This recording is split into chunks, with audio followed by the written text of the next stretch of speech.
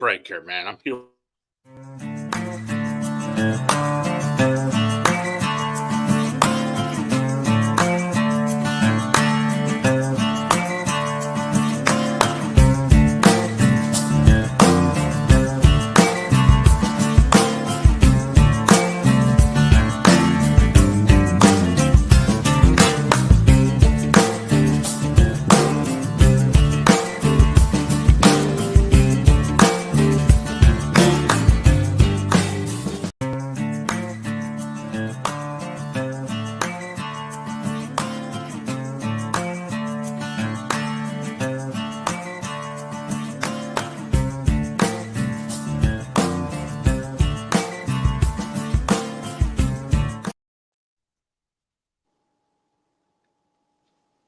Hey! So we are live tonight. We are starting here at 9 p.m. as always. And tonight with us, we have, if you guys do not know, our little special team member, Bronson Smeltz. So Bronson is, he's one of our youth members, and he has had an extreme, what I call the book of firsts. So his season has started here in PA in the archery season. B, why don't you tell us a little bit about, tell everybody a little bit about yourself. Don't tell them where you live and all that, but just a little bit about yourself. And then let's get into where we're at. All right. I'm Bronson. I'm 15 years old. I've hunted pretty much all my life. Big thanks to my dad, my pap, everybody in my family that helps me get through what I need to get through. And my dad and my pap for taking me hunting, especially for my pap for taking me on this elk hunt. So you, before I had you on the show and we talked about you shooting bucks and, you know, your dead eye and your long ranges, and we'll get into that a little more, but your season started this archery season. So the first day of archery, and I remember the text. So the first day archery, you had a pretty amazing experience. Let's start with that. So the first morning of archery, just got light out. I got to the stand before it was light, and I heard rustling down the leaves below the stand, and it just got light out, and I look up and there's a deer walking below me about 50 yards or so, and I thought it was a doe at first, but it was a big deer, and I ranged it in 50 yards, so I put my 50-yard pin on, and I shoot, and I shot right over it. Awesome. And it was a monster buck, and he ran off, and I had a crossbow, so I get my string out and I cock my bow in the tree stand and put an arrow in it and range him again. And as soon as I got my bow up and was ready to shoot him, he walked away. And then that's a bummer. That night, I got to the same stand, and a doe came in, and she was just 50 yards. I put my 50-yard pin on her. I aimed a little bit high. I shot, and when I shot, she ducked down, and I shot right over the top of her. So my first day wasn't the greatest. So, yeah, I was going to say, so it started off pretty rough for you. Yeah. You've seen a lot of deer, but you know, you start getting, so I know me, I start getting those moments, I start getting a little on the, this isn't going to be a good season, right? Yeah, Were you thinking any of that? Was any of that in your head? I was getting pretty frustrated. Yeah, I went home. I went home and was shooting at my target for an hour or two, trying to figure out what's going on. You must have bad. So then the third day, I think it was, second or third, I didn't see anything that morning. And that night I went out. We'll have to bear with it, B. I think with the snow coming, we are getting bad service. All right. Go ahead. I can hear him just fine. Am I good? Yeah, you're Hold good. on, Yeah. Chris. Chris, you good? Well, we keep blanking out. We No, I think disappeared that's off. on your end, Ben.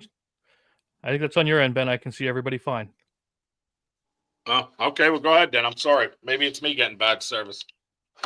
So the second or third I'll day, I pull up can't my other remember. computer. That night, I went out and same tree stand that I missed the doe and the buck on. And sitting there, it wasn't, I'd say 4:30, 5 o'clock. Wasn't quite dark yet. And to the right of me, I heard rustling of leaves. And I thought, well, it's just a squirrel. Well, I looked down and there's a little buck walking right towards me. And I kind of like turned my head so he couldn't see me. And I just froze. And I heard him walking closer and closer. And then I turned to see where he was. And he was looking right at me when I turned. I thought, well, this is done for. He's gone. Well, here he walked below me and then cut out to the pasture. And he stopped. He kept walking while I turned my body, grabbed my crossbow, and put the crossbow in the tree behind me and flicked the safety off and shot him. And he fell right over. Well, he was broke off on one side and just had a spike on the other. Well, I called my papa and I told him, let's just put a farm tag on this one.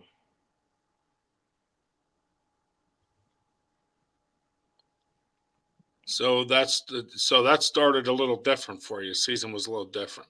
Yeah. Okay, so now you're getting exciting. So now we're getting somewhere. Now, how did your archery season continue? Because you had a heck of a season. To be honest, I didn't really go out too much after that. Kind of Why is just that? sat tight, waiting for rifle season. Yep, just waiting for rifle. Chris asked why that was. I was a good question. I mean, I've been seeing deer and everything, and I knew I didn't really want to shoot too many doe with the bow because I like rifle hunting more. So I thought I'm just going to hang out and wait for rifle. Okay. Okay. So in the meantime, before rifle comes, you end up going on this extravagant trip. Where did you go? Montana. And who did you go with? My pap and his buddy and the kid that played on my baseball team. Now, did you just drive out there? No, we flew. Okay, you flew out there. So you get out there, and it was your intent to hunt. That was your intent, correct? Yep. Okay. And how long was your intent to be in this trip? A week. A week long. So you get out there your first day. Your first day is a Monday, right? No. No. What was your first day? Saturday. Saturday. That's right. It was a Saturday. Yeah. That's right. It was. I remember the text messages in this talk, so I just get my days confused here. All right. So you get out there Saturday. You show up Saturday. You hunting immediately, or where you moving from there? No, opening day didn't start till, or wait. It was either Friday or Saturday that we got out there. I think it was Friday we got out there, and it didn't start till Saturday. Opening day wasn't out there till Saturday. So Okay. we got there and we were just hanging out, and then that night we went to scout. And we saw one bull elk, but nothing else. So we went back to the cabin.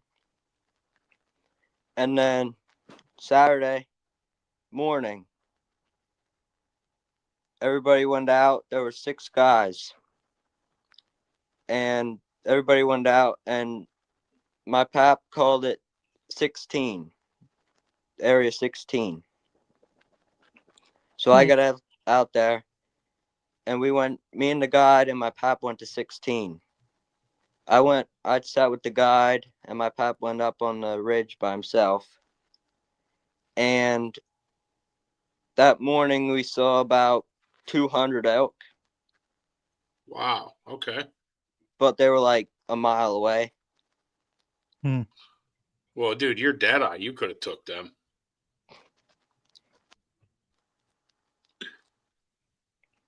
Okay, so they're a mile too far. And what are you thinking? Tell me at this moment what you're thinking. You're looking at 200 elk a mile away. What do you got? What's going through your head? Are they going to come closer? Can't say I blame you for that. I would have been thinking the same thing. So that's Chris. That's actually his rifle buck. We'll pull that up then. There you go. Here's some Montana pictures. That's the first morning. So that's the first morning right there. Yeah. So I guess you had to be asking the guide questions. At any point, did you ask the guide if you can move in on these elk? If there was any chance of moving in? Nope. I was just shutting up and letting him, because he knows more about this than I do. So I'm just letting him do the work. Hey, I let it fly. So yeah, I'm with you. I get it, right? I mean, it's new to you. You're not sure. This guy's been doing it a lot longer than you have probably will ever will, because the age difference. And you have trust in what you're doing. I get it, right? So day one, do we end up seeing an elk anything within a mile? Yeah, day one is where I shot my bull. Okay, so day one, time of day. Give me your rundown of your day. Let me have it. I have to know, because if I was sitting there watching 200 elk in a mile, well, my day would be pretty cool.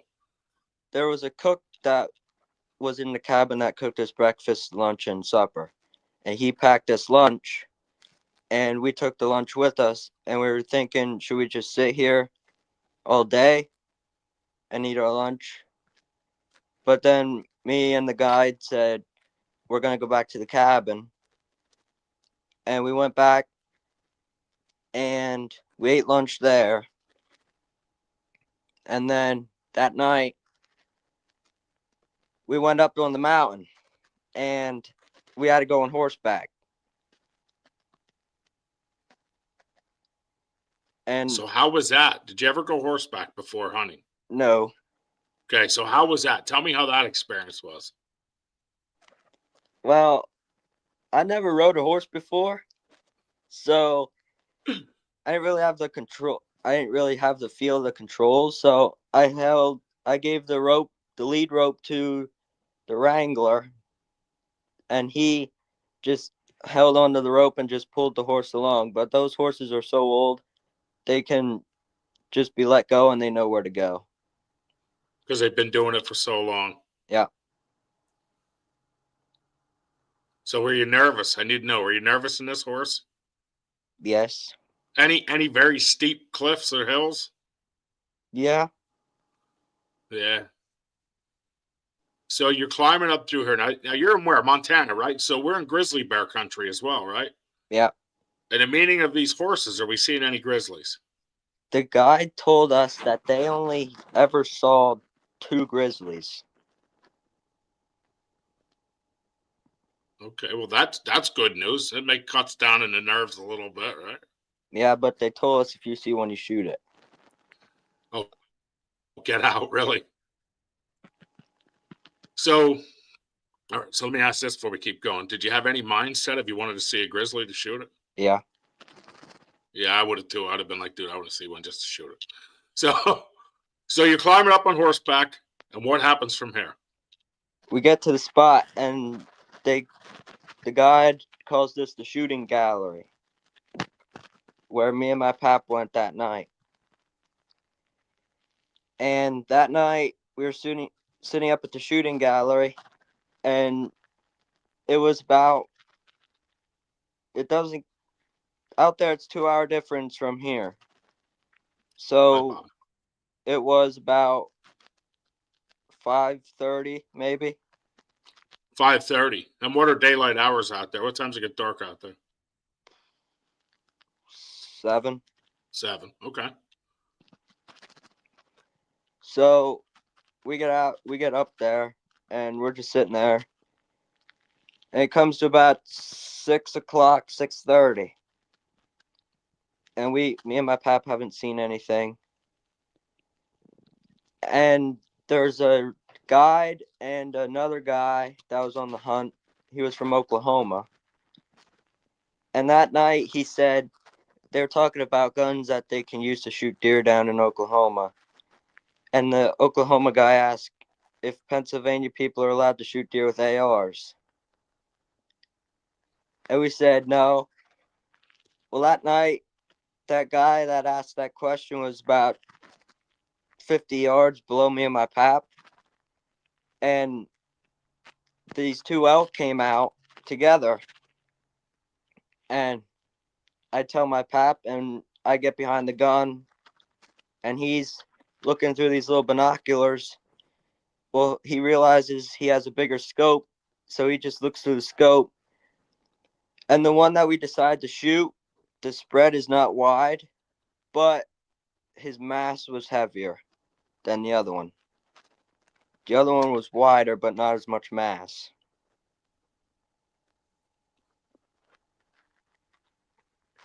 So is this your first trip out, something like that, or do you go, or you guys do this kind of stuff often? We went on vacation out there. But is this your first time out, or? Yeah. Okay.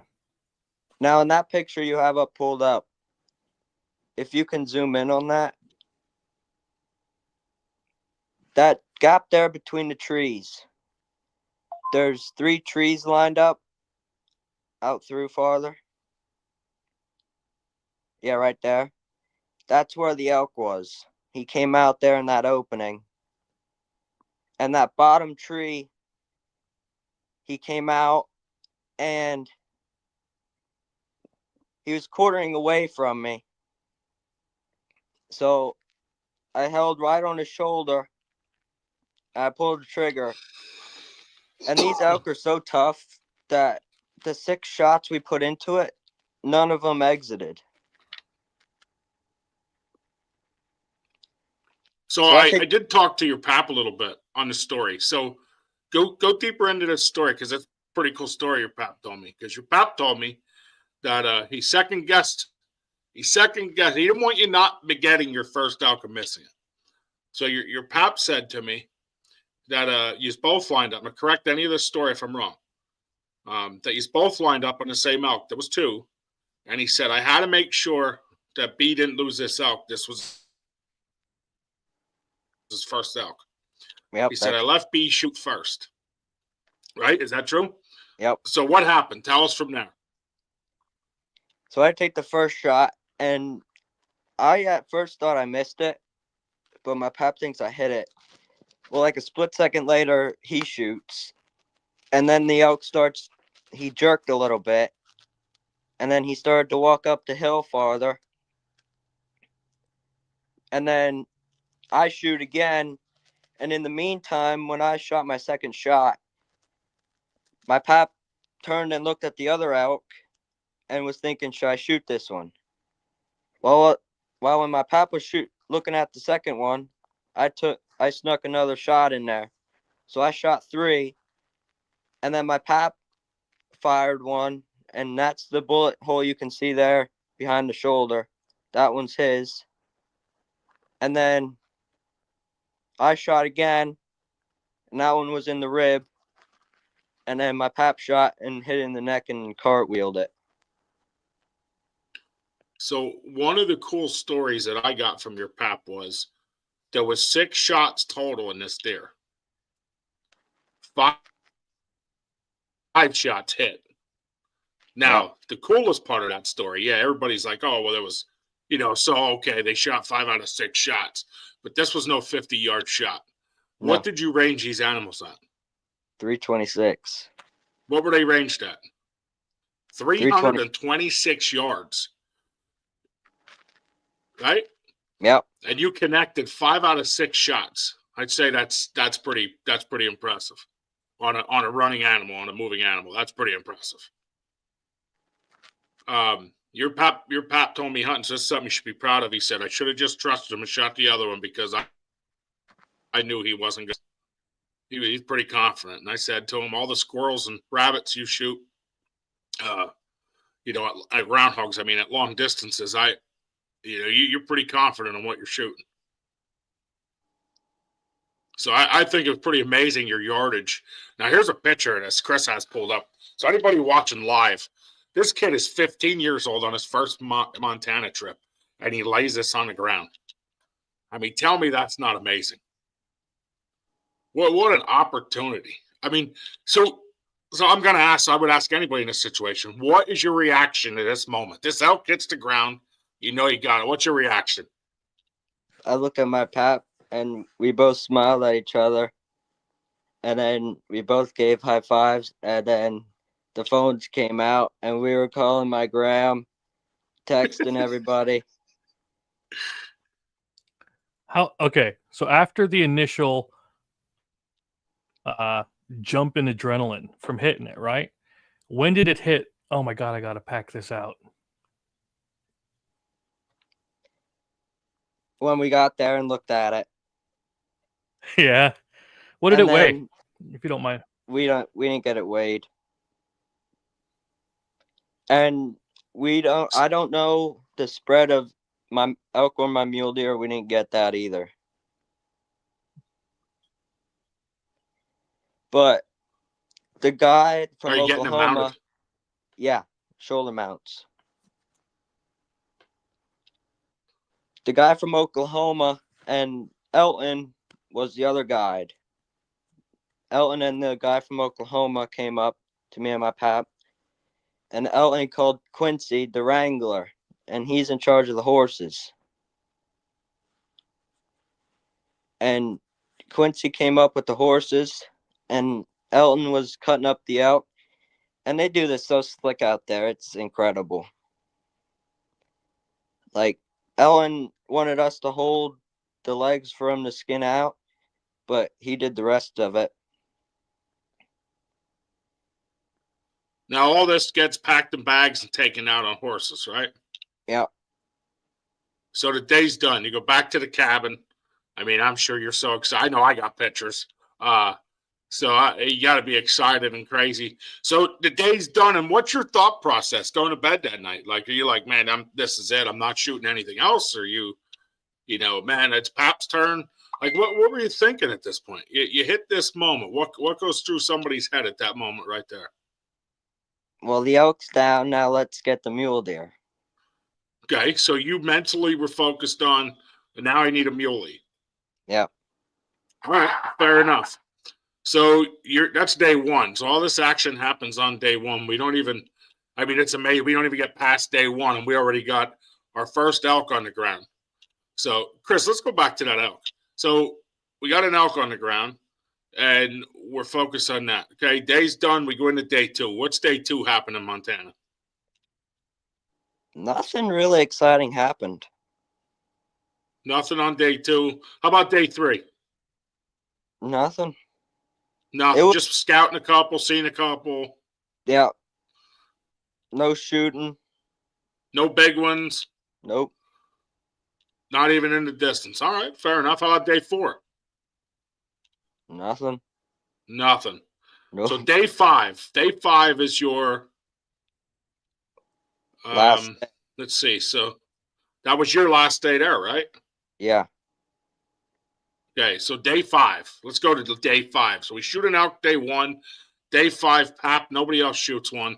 Not seeing a whole lot. Let's hit day five. What happens on day five? Well, the morning didn't go so well. Nobody saw anything. And then that night, Elton and Aaron, which was another guy we went with, Aaron, Elton, my pap, and me all got in this little car. And Elton and Aaron were going to get dropped off at this cabin. And they were going to not do drive necessarily, like we do in Pennsylvania. They're more just going to sneak through this little hollow and see if they can see anything. Well, it just snowed on day 3, I think it was. And now we're up in the mountain, so the snow isn't melting fast. So on day 5, there's still a good amount of snow on the ground.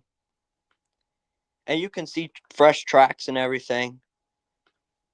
and me and Aaron are in the back seat, and Elton and my pap are in the front, and Elton's driving, and he looks down the snow. He says, "Boys, there's some fresh mule deer tracks." I say, "Elton, right there, the mule deer, about 50 yards from the car." So literally from the car you're driving on these dirt roads is the mule deer. Yeah. Now, could you tell what the mule deer was? There were about 6 in a group, and we saw a little spike with these 6, which we saw him a couple days ago. And I didn't really want to shoot that. So I was thinking, and out there you can't shoot doe. Nobody can shoot a doe out there. And we drift ahead a little bit, and this mule deer picks his head up, and my pap's like, "Whoa." And Elton's like, "Bronson, get out. That's a shooter." So I get out, and I go out to the front of the car. Elton's like, "Go out to the front of the car, because this is legal out there. Yeah. Go out to the front of the car and put your gun on the front of the car and shoot him." So I sneak out the side of the door, and I'm on the other side of the car where the mule deer can't see me. And I thought, he's going to hear me get out of the car and he's going to take off.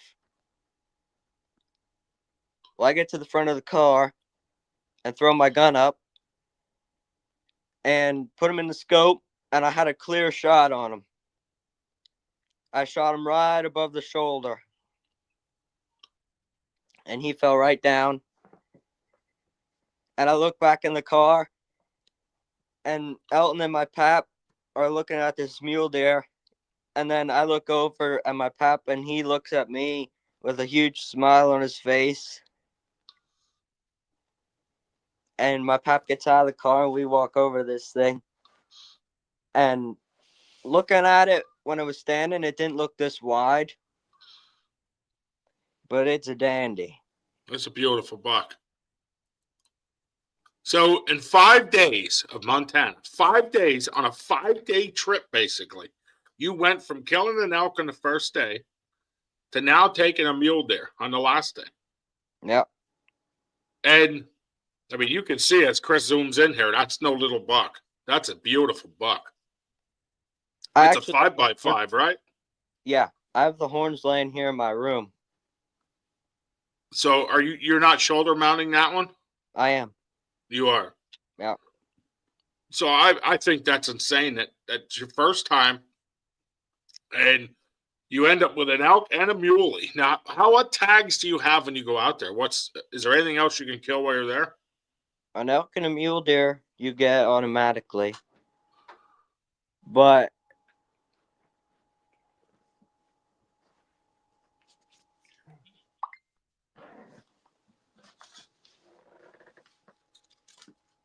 oh, there they are. Oh, that's a nice buck. Aye. That's a beautiful mule deer. I bet you're proud of that, huh? yeah.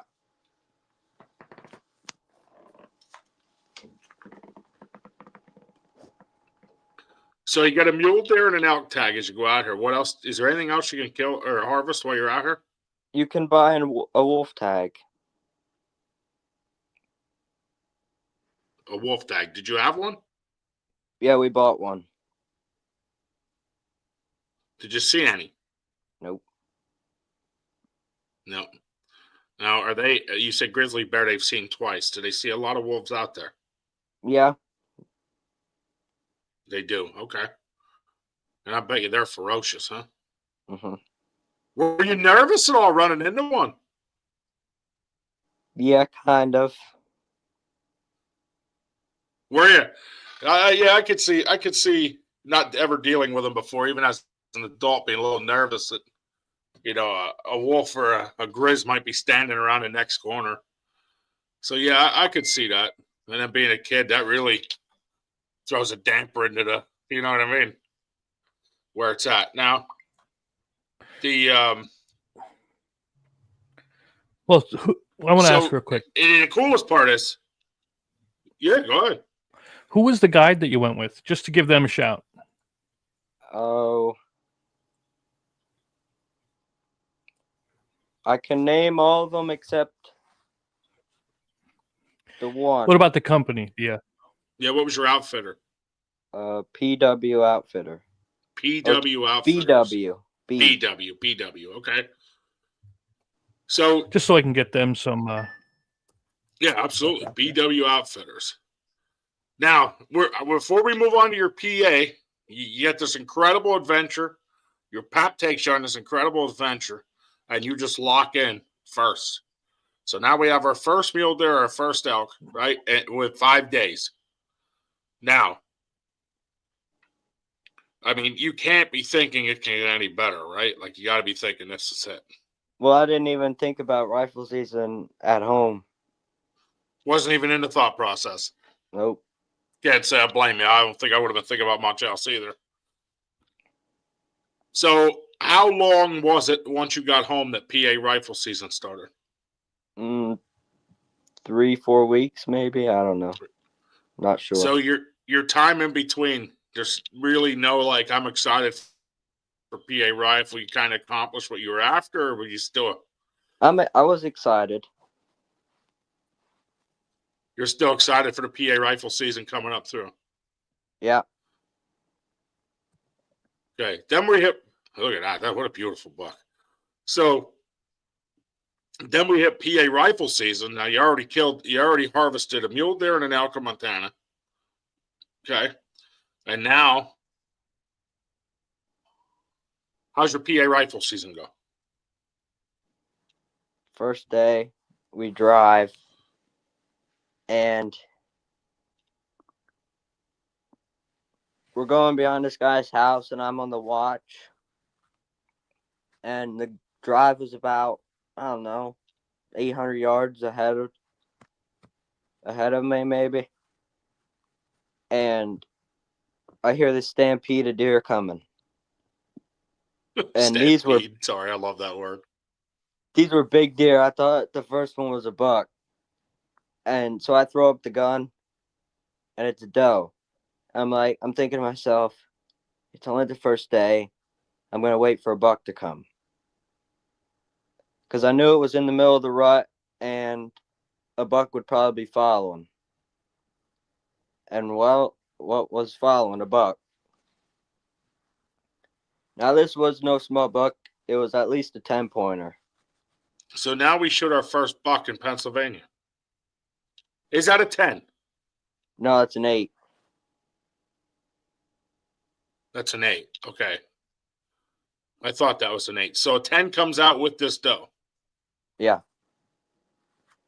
And I didn't have a clear shot on it.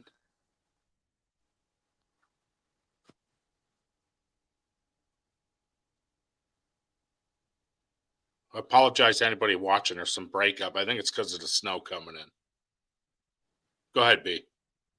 I didn't have a very clear shot on this first buck, but I knew where his shoulder was, so I just put the crosshairs where I saw his shoulder last, and I shot, and I think I shot low, and he takes off up over the mountain, and I thought, here's a funny but sad part, I thought I know I ejected the empty. I thought I ejected a bullet in. Well, here I chambered, but one never went in out of my clip. So this buck comes in. This buck comes in, and I click the safety off and pull the trigger, and it clicks. I'm thinking to myself, what is going on? So I open the bolt, and I'm trying to get this bullet in the chamber, and this buck sees me and takes off up over the mountain. Well, this guy above me started shooting, and I thought, well, that's the end of that buck. Well, here he never hit it, and it ran down over the mountain so I couldn't see him, and circled back around, and there was a 12 or 13-year-old boy below me, and I saw this buck coming right to him. So I throw up the gun. I'm like, no, I'm not going to shoot. I'm going to let him have a shot at it. And I hear his dad yell, coming up, shoot it. And I'm waiting, and finally he shoots, and I could see behind it a dust cloud. So I thought he might have hit it. Well, it comes trotting up to me. I shot it a little below the shoulder, and it went right into the heart, and it fell over.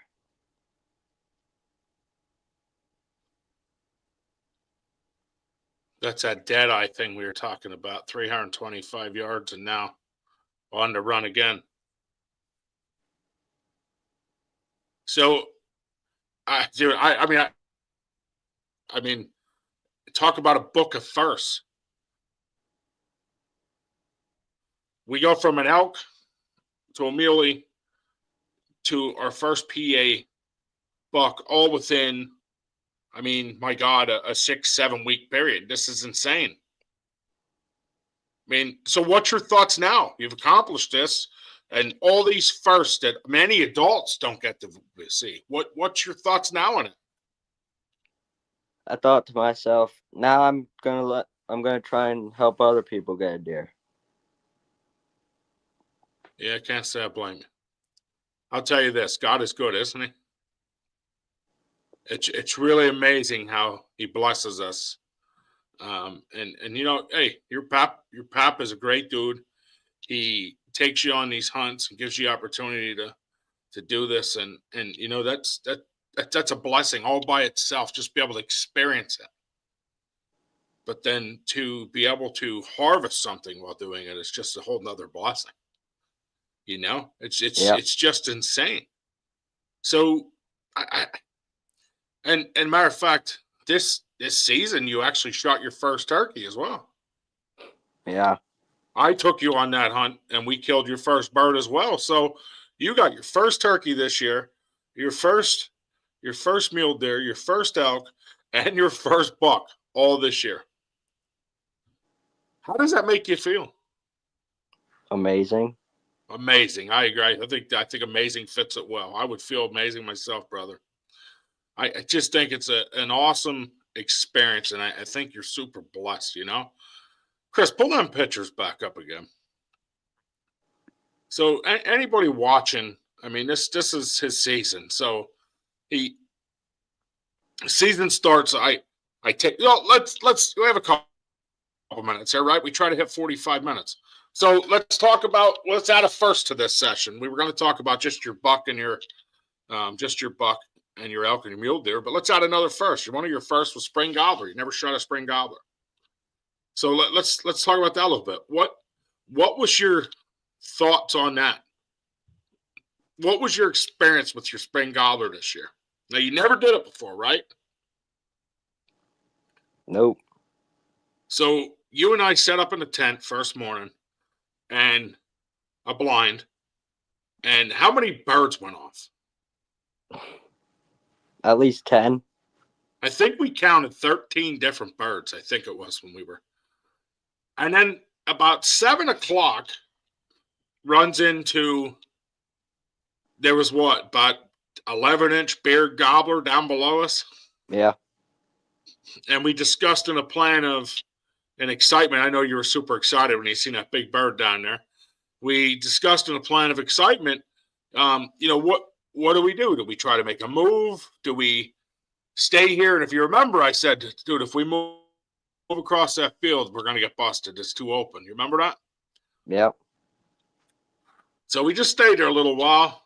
I kept giving a call out here and there, and I forgot what time it was anymore, but 3 of them hit. Now, what was your reaction? Yeah, it's his first PA buck. You're right. I'm sorry, Matt.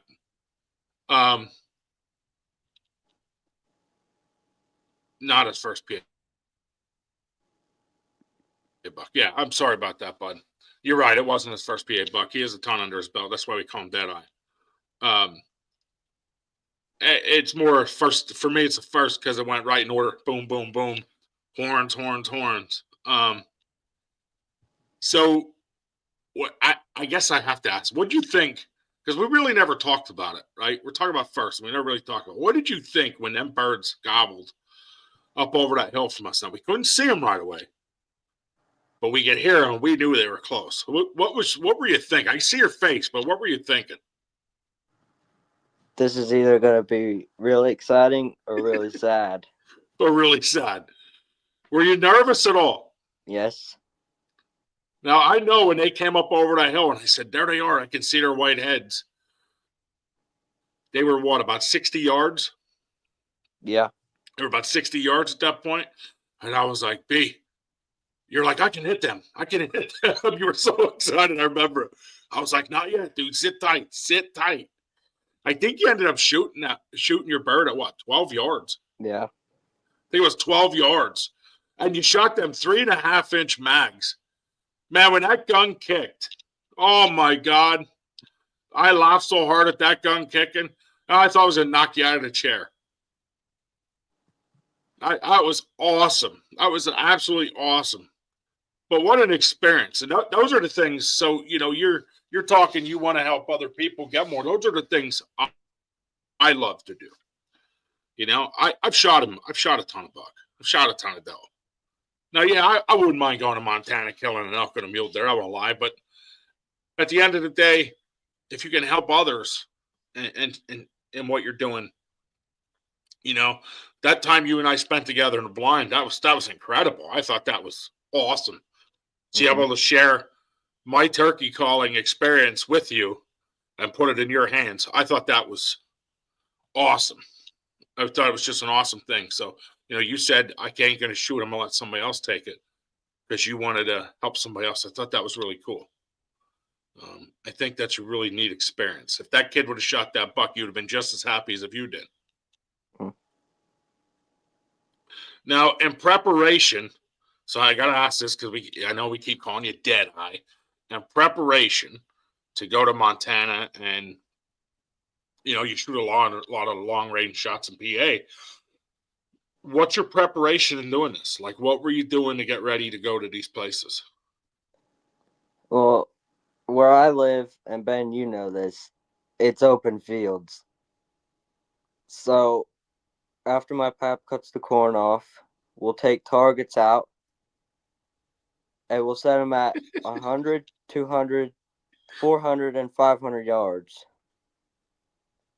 And we have a group of about 4 guys, and everybody brings a gun, and we take turns shooting at these targets.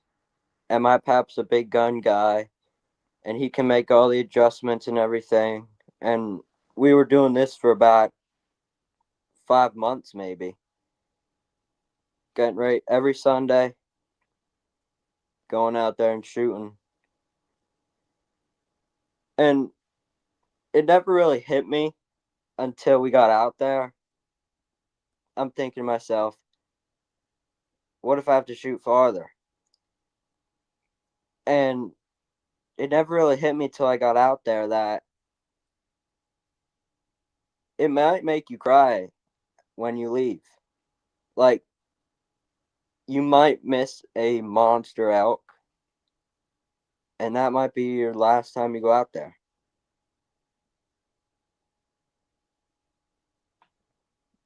So was that in your head? Was that in your head as you were out there and No. on the first day? Not Nope. at all? Nope. Didn't hit you till you got home? Yeah. That's good. It's called a dose of reality, right? I mean, that's what it's called. It's called dose of reality. You just got lucky. You don't have to experience it. You got to experience the good part. And there were only 7 shots fired that whole week with our group, and me and my pap were all of them. I shot that one at the elk or at the mule deer, and 3 at the elk, and my pap shot 3 at the elk. I'll say it again. God is good. It's a heck of a blessing. So it's a lot of firsts. I mean, Yep. first turkey, first mule deer, and then you're on your fourth PA running long shot dead eye buck. There's just some with you and these crazy shots. I mean, again, practice is a big part of it, right? I mean, that's. I know you practice far distances with the bow too, with the crossbow that I don't practice. I never take. But you're confident in what you do, right? I mean, if at the end of the day, if you're not confident, I love that you didn't have a thought you were going to miss. You didn't question any of what you did. You just went based on what you learned. And it worked out, man. And that's something to be proud of. You know, when you said, hey, we got to sit down and talk. I got a lot of stories. I figured there's no better ways to talk than here. I was excited to hear your stories, especially after I talked to your pap rabbit hunting the other day. I thought it was really cool to get you on. And your pap was, I'll tell you what, bud, let me tell you something. Your pap is proud of you. You don't have to say it. I conversated with him. Your pap is proud of you, man. It was really neat to see the smile on his face just talking about it. I mean, he smiled like it happened yesterday, you know? So it's definitely a neat thing to watch. And it's something for you to be proud of because you have a family that stands behind you and loves you, and they teach you something really awesome. You know, they've taught you the experience of the wild, which a lot of people don't teach you anymore. So in all this, I know we hit our time limit. In all this, is there anybody you want to throw a shout out to? Any thank yous? Anything out there?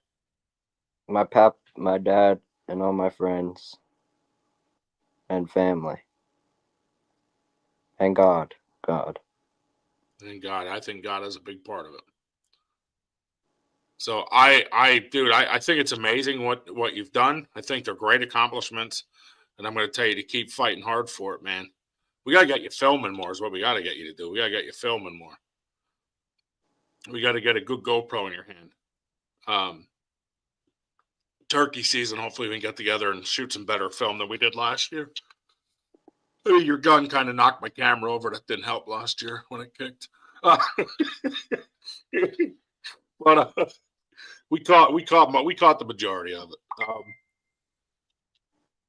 I just think it's great. I think it's awesome. You have a family that loves you and stands behind you. I think it's great that you love being part of BSO. I think it's great that you like sharing your stories and always want to come on. So you're always welcome to share a story here. I love that you want to be part of it, and your stuff matters to us, man. So I appreciate that very much. It means a lot. You know, we're nobody big, we're nobody huge, but we do love what we do, and we do love the outdoors. So at the end of the day, that matters. And if you have nothing more, do you have anything else you want to add to your stories? Is there anything else you feel you need to add, or anything you want to? Nope. Did we cover everything you wanted to cover? Yep. I think you did a good job. I think you had your details of your stories pretty good, especially the 326 yards. I know your pop said he told me to double range, and I wasn't gonna, but thank God we did, because he was way off. We were definitely, he said we were way off than what we thought we were.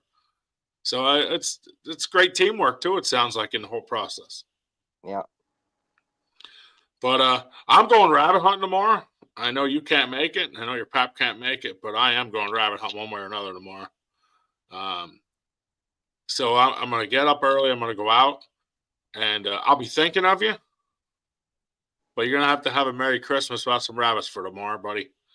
I think my pap was going to talk to Rick about going on Friday. I work Friday, but I could probably go after work. Oh, Autumn has a basketball game. I can't go Friday. Maybe Saturday. Get a hold of me. We'll try to go Saturday as long as I'm available. All right. All right. Sound good? Yeah. All right. Yeah, we gotta get together and do some hunting, so that'll work. Let's try to shoot for Saturday, and I got to see make sure Autumn don't have anything. All right. Sound good? Yep. Chris, you got anything you want to add before we end tonight? Nope. All good. Just pops in and out. I love him. All right, brother. Thank you very much. Have a good night, Merry everybody. Christmas Thank to you you for guys. watching the show. I apologize for a little bit of technical difficulties. I think it's because we're gonna start getting snow here in the next hour or two, so I have a feeling that has something to do with it.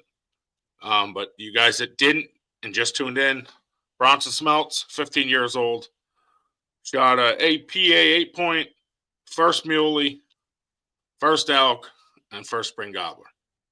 So the man's on his way to making some great accomplishments in life, and some he already has. So have a great night. God bless. Thank you for tuning in. Merry Christmas. Merry Christmas to you, buddy.